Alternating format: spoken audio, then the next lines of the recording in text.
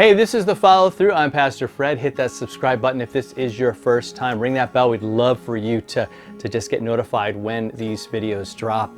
What we're doing here on The Follow Through is we're listening to God, but we're also living for Him. We're taking what He's saying and we're living it out. We're saying, Lord, what does this have to do with my life? And all week we're looking at this issue of solitude, actually seeking it out, saying, Lord, I got to intentionally schedule some time where it's just me and the Lord. And we're talking about stuff, I'm reading His Word, and I'm getting into it.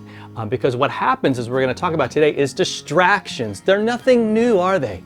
You could go back to the time of Jesus, and even before that, there were distractions. They were just different. Ours are much more digital, right? We have Xbox, we got TV, we got streaming like Netflix and Hulu and all those other things. And there is just, there's just a mind-numbing amount of things that can distract us. And you know how it works, man. You start watching one Netflix show and the next one starts in just a few seconds. And next thing you know, you're not praying, you're not getting with God, and you're there for the duration.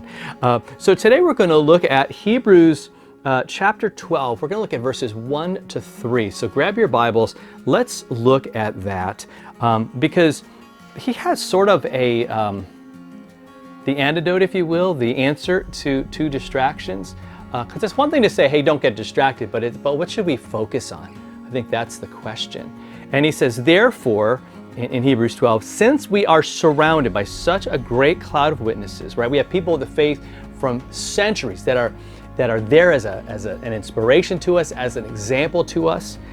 So since we're surrounded by them, right, kind of in this arena where we're running a race, let us also set aside every weight and every sin that clings so closely. Let's set that aside. Let's get rid of that.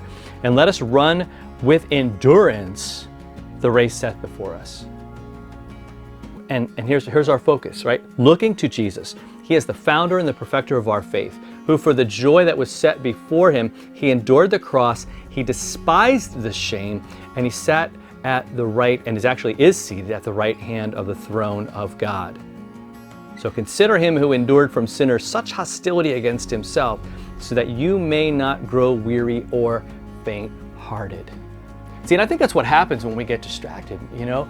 We know that we should be doing something else. We know that we're getting off track, right? It's like we're running and somebody lures us out of the stadium, right? Someone lures us to go into a different lane or to focus on someone in the stands or something that's on the ground. Instead of looking forward to looking to the finish line, to where we're headed with each step, we should be focusing on that, focusing on the race and how it's being run, and not focus on all those other things. And that wears you out. It beats you down.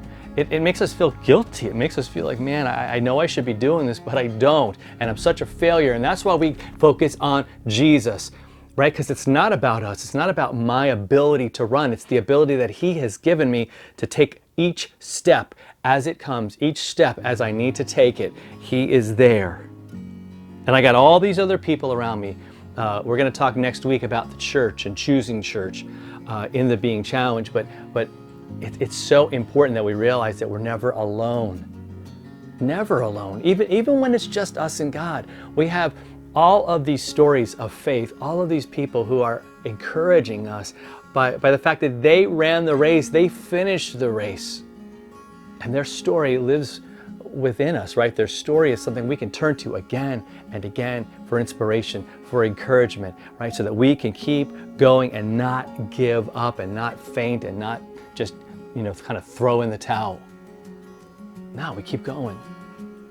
We focus on Him, all right? So I pray that encourages you today. If you're following along in the Being Challenged book right here, we are in day 29. I encourage you to look at the challenge for today. And today they're going to do a little bit of a distraction check. And so that should be a whole lot of fun because sometimes we don't even realize how distracting some of the things are, like our phones. There's things that we regularly allow us to get off track. So let's get a handle on those today, and we'll see you next time for another follow-through.